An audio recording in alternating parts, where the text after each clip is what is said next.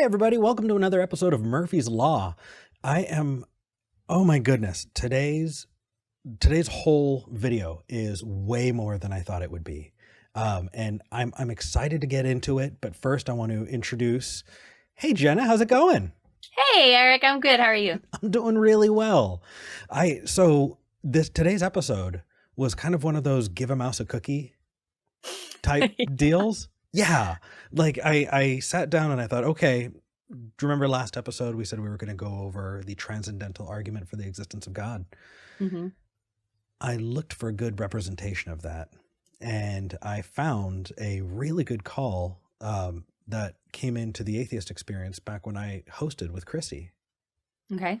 And the caller went over so many different topics that in order to address them, I went, okay, well, to get to this, we're going to need to understand this first. And then to get to this, we're going to need, and it just kept going back and back and back and back. And so I thought, you know what, let's return to basics. Let's go over a lot of the kind of the core arguments for the existence of God. And well, I'll show you what kind of threw me for well, you'll see here. Okay, so what in your worldview, what is the foundation of reality that provides for the actuality and intelligibility of all things which derive? How's that? What? Yeah. Exactly. I'm trying to translate that into what's actually real. Yes. But there are so many assumptions and layers built onto things that if you don't work through them kind of in an understandable way, you have nowhere to start. Yeah. So, yeah. People basically seem to start with like this really complicated picture and try to describe it to us, trying to build it, and they don't know how they built it.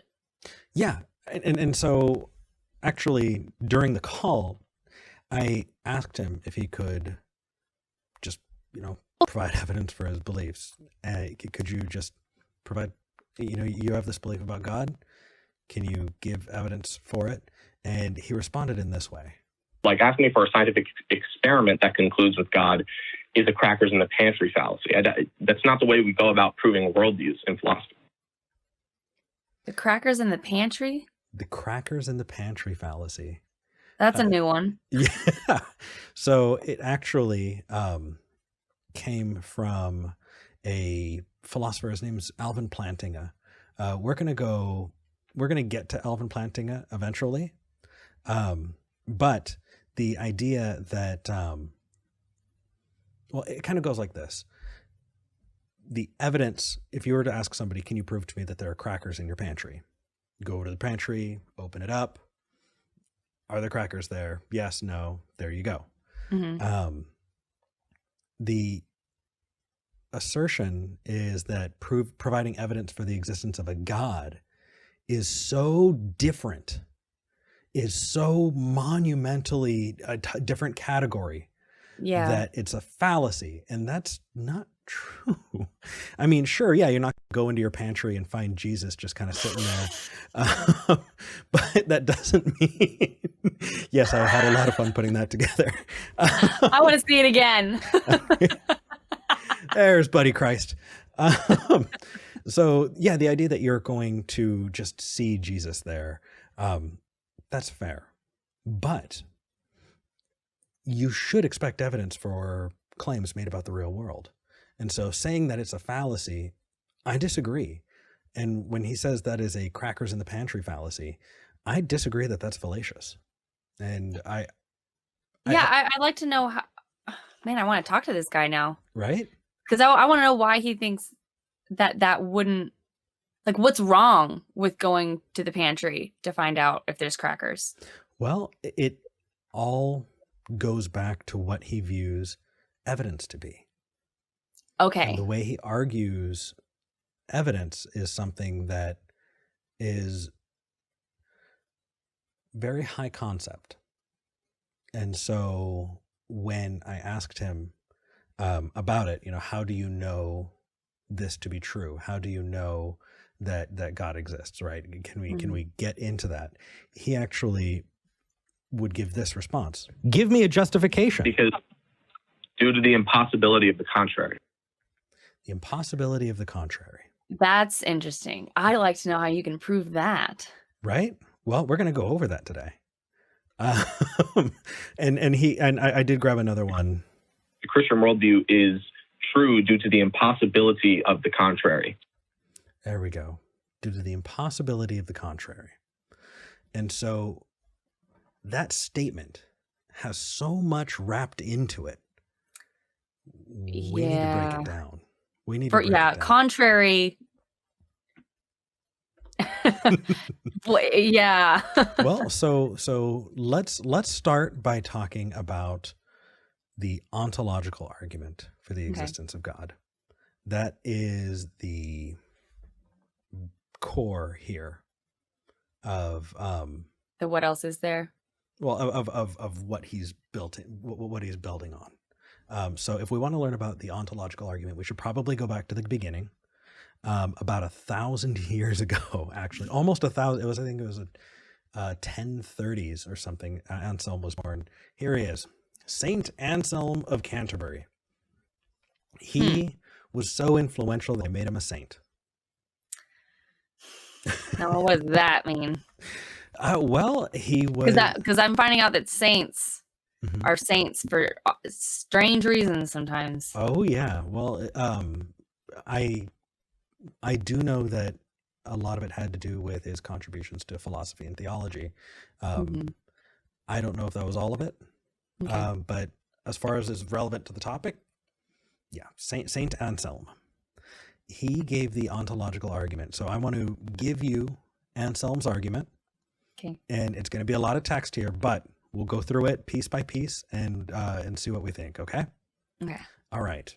So he said, 1, by definition, God is a being than which none greater can be imagined. Whoa. So Okay. he's saying the definition that he's creating for God is something than which nothing greater can be imagined. So think of the greatest thing possible. That's God. I got nothing. If you can think of something greater, well, that's actually God. But top would be God. So okay. So I also, it's brought up in different ways. So maximally great is another. Omnis are usually. But what is great? Exactly. You know, great as in large? Great as in degrees. So think about spiciness. Okay. Something can be mildly spicy. Something can be very, very spicy. And so if you are moving up the spicy scale, the spiciest possible thing would be maximally spicy. Or so that's the thing, is that it seems like every time we find a maximally spicy thing, we find another maximally spicy thing. But by his definition, nothing can be higher than God. You're just not thinking high enough. So how do you know that you're thinking high enough? Well, you have to recognize that you're human and that you can't. But God, by definition, is just that greatest possible thing. Interesting. Okay. So you're asking all of the right questions. And yes, all of the answers that I'm giving you are not good answers. The answer, you're human, so you can't think about it. That's fluffy. That's BS. Yeah. So no, you have all of the right questions. And I'm just giving you what is usually given in response there. So part 2, or second piece, a being that necessarily exists in reality is greater than a being that does not necessarily exist. What's better than thinking about a cookie? Having a cookie. Right? Thus, by definition, if God exists as an idea in the mind, but does not necessarily exist in reality, then we can imagine something that is greater than God, right? So unicorns? Well, if we can think of something that's I think unicorns are pretty much better than God. well, then that unicorn would be God. The greatest possible thing is God by this definition. According to who? According to Anselm. So it's Anselm's opinion of whatever the greatest possible thing, or is it individualistic? So it is the definition for a God put forth by this argument. So when people call into the shows, they give us their definition of God, and then we kind of work with it from there. His definition of God is something that nothing can be greater than. Oh, that's right. I forget that when I was at least in that mindset, there's a definition for something, and that's it. There is no other definition. Right. So Right. So he doesn't have, he's not considering that. He's saying for this argument, for his understanding of it, God is this maximal being, this greatest being. And I'm giving you different language bits because a lot of people have picked it up in the last 1,000 years. And so you have people who will say omni-God, right? All powerful, all loving, all knowing, everywhere at once. All of the omnis would fit into that kind of maximal. I'm sorry, that greater piece. And then when you point out that there are logical problems with the omnis, then they say maximal. And so it's I wonder if they consider the fact that maximal can apply to evil too. Well, that's yes. And it's funny, Dawkins actually put that to smelliness. So I can determine something to be smelly and something to be smellier.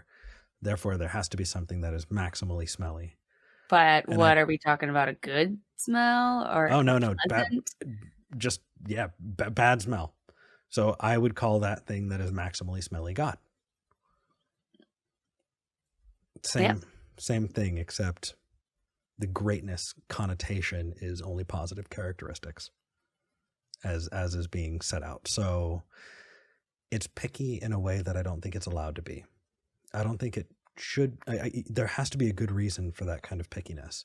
And I just don't think it's out there. How do we prove fallacies in the first place? Well, so a fallacy in the first place. That a fallacy is a fallacy. Sure.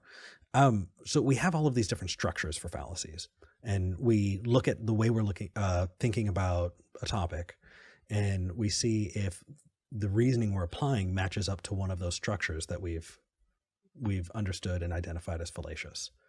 And so if I'm saying, hey, this is true because it's old, it being old has nothing to do with whether or not it's true. It doesn't mean that I'm wrong about it. I could be coincidentally right, but the reasoning I gave is bad reasoning. It's fallacious. Well, but when it comes down to, we're trying to figure out like the structure of our reasoning. And so, for example, he gives the cookies in the pantry fallacy. How do we say, no, my fallacies are good fallacies and your fallacy is not a good fallacy? Got it. So that wasn't Anselm, actually. That was Plantinga. Sorry if I'm bringing that up. No, that's okay. He's right here. He was he was born about 100 years ago, actually, in the 1930s. I think he's in his 80s right now, still alive. Wow. Okay. And that whole crackers in the pantry bit, going back to Buddy Christ, that never gets old. Right? I'm gonna have to put a Jesus in my pantry now. Oh, it's so good. So the question is providing evidence for the existence of God an entirely separate category from determining whether or not there are crackers in your pantry? Well, we should be able to falsify our claim and go, if there are no crackers in the pantry, then when I look, I will not see a box. Right? And then you go in, and if you see a box, okay, you're good. But there are always ways that you can go, okay, there has to be a way for me to be wrong here. That way I can test and find out whether or not I'm not wrong. So the crackers in the pantry bit, I don't think that necessarily leads to improper conclusions. I really don't. I think it's trying to create another category. And you find this all over the place. I know that there's a term, non-overlapping magisteria, is a term that people will put to say that there's the realm that everybody lives in, and that is naturalistic, and you can test it with science. But when you're talking about God has their own realm, and science doesn't apply. It is its own entire thing. It's non-overlapping.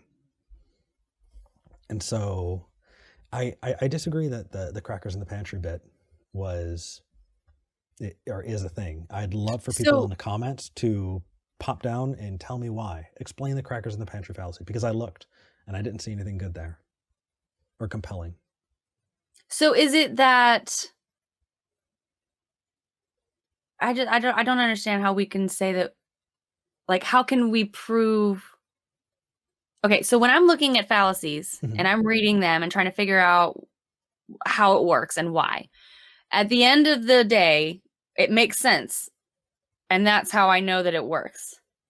So in my old Christian mindset, that would have made sense to me. Absolutely. It doesn't make sense now, but I'm going with the fact that it doesn't make sense to verify whether or not I believe that it's a fallacy or not. You know what I mean? So what could I use other than, well, it doesn't make sense? Absolutely. I have go-to examples in my head for each of the fallacies, and I can compare what I'm looking at with what my example is. So the easiest would be the ad baculum fallacy. And so it's the argument from the stick. Basically, you're going to believe this is true, or I'm going to hurt you. Ah, okay. You, right. That brings me back.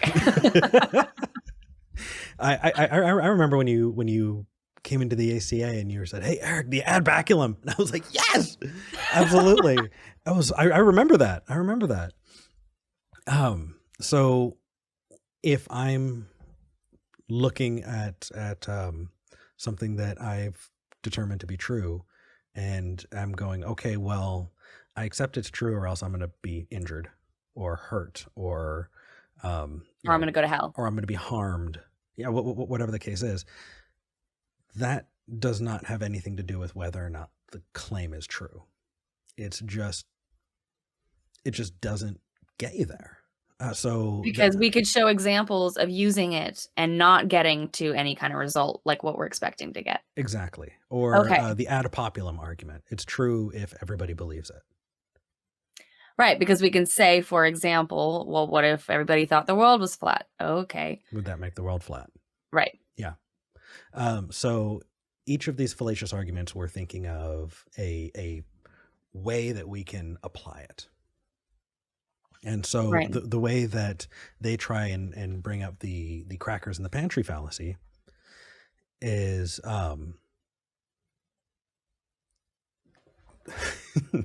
so we're going to get into this, but I'll just quickly will say that there's this idea that concepts are things. Tangible somehow. Yeah. Think about wetness. Right. What is it? Yeah. Well, can you go and find wetness? Can I bring you the concept of wetness, or do I need to explain things that are wet? Yeah, exactly. Right. It's something that we map on to an object or whatever it is. We have to apply it to something for it to make sense. Confusing the map for the place, right? Exactly. I believe the proper term for that is reification. Fallacy. Reification? That's a funny word. Yeah, reification. Okay. So anyway, they say, okay, well, you can't go and look in your pantry for wetness, but wetness is a thing. In the same way, you can't look in your pantry for God, but God is a thing. But we can list things that are wet and we can't Yeah. get there. Well, so also, you're talking about descriptors. Those are tied to things. You can't find those descriptors on their own. And God is not a Exactly. descriptor. And the way it's being put is God is being set out as this descriptor, right? That thing here. Let's go back to Anselm's argument. A being than which none greater can be imagined. So we don't really have anything concrete. I don't know what to picture. Exactly, because we don't have an existent thing to map those qualities onto. And the fact that you could picture something and I could picture something completely freaking different. Mm-hmm. Well, that is one example of how you know that that's not objectively real. Well, and also, just to be clear, we can replace the greater than with omnis. We can replace it with maximal. Mm-hmm. And those are still versions of the ontological argument, which is what we're going over. So a being that necessarily exists in reality is greater than a being that does not necessarily exist. Maybe. Yeah, I mean, I don't know. I would prefer Voldemort to stay in the Harry Potter book. Yeah, I don't think it would be. I mean, but Harry Potter's pretty cool. Yeah, but I mean, if you can think of evil characters, it wouldn't be greater that it exists than not exist. So anyway, Yeah. we'll get there. 3. Thus, by definition, if a God exists as an idea in the mind, but does not necessarily exist in reality, then we can imagine something that's greater, because we can imagine that existing in reality. 4, but we cannot imagine something that is greater than God. Thus, if God exists in the mind as an idea, then God necessarily exists in reality. 6, God exists in the mind as an idea. 7, therefore, God necessarily exists in reality. This is one syllogism? Well, it was written out. It was written out, so you can definitely condense it down, but I wanted to bring you Anselm's words here. Well, it's just I have so many problems with each line. Yeah. Oh, yeah. Yeah, give them us yeah. Right? We've got to break each of these things down. And so this is the problem, is that when you try to do stuff like this on the fly, especially on Facebook, it's like, where do you start? Right. Well, we're going to start here. I had to find a place. I was up until 3:30 in the morning trying to piece all of this together for us to record. I'm so glad I have you. And I want to try and put these in bite-sized pieces so that we can work through them together. So today we went over the ontological argument generally for the existence of God. It has been brought up in different ways, but that's kind of where we go when it comes to ontological. So if somebody calls in, they say, I want to talk about the ontological argument. We're talking about variations of this right here. So that, to put succinctly, it's just the best thing ever. Yep. Yeah. Or maximally, or all powerful, or all. Well, and right. I guess American language today. Yeah. The best thing ever. Well, so we definitely have way more. I actually have an entire other section that we didn't get to. It's already 25 minutes in. We've already been doing this for almost a half hour, and this is supposed to be 20 minutes long. So, Jenna, I think we're going to have to pick this back up. Or how about this? If you're up for it, we'll end this episode and then pick right up. And if people want to watch us finish out this conversation, then they can watch again next week. How's that sound? It sounds great to me. Cool. So I want people to know how to find you, though. Jenna, how can people find you? Who are you? What's your pitch? I really need to work on that, but I am Jenna Belk. I am on the Atheist Experience usually once a month or so. And that's on Sundays on YouTube at 4:30 p.m. Central. And that is where we do things like this, like the calls for this show, where somebody calls and asks, what do you believe? And we try to break it down. Mhm. And then I've been inspired by this lovely group of people to start my own show called Atheistasis on my Yes. channel, Jenna Belk, where I'm trying to relearn everything after losing religion because I found out that there's not a lot of resource out there. And in the meantime, open up the conversation so that we can have conversations like this with Christians, you know, so that we can try to get each other on equal terms. So I'm also pretty active on my Facebook page. So if anybody wants to message me on Facebook, I'm pretty good about responding eventually. Yay. That's awesome. Yeah, if y'all want to find Atheistasis, I do think it is an awesome show. If you want to spell that out, just think atheist as is, all squished together. Yeah. Jenna, thank you so much. We're going to be picking this up in just a minute, but I'm going to wrap this up for today. Sure thing. All righty. All right, everybody. I know it went super, super quick. I thought that I'd have more time, but it turns out it got away. So we're going to have to pick this up again next week. In the meantime, click here if you want to subscribe. I put out content every Monday, Wednesday, and Friday. If you want to see Moon Madness, which I think is my favorite episode that I've done so far, up here. I know it took me a really long time.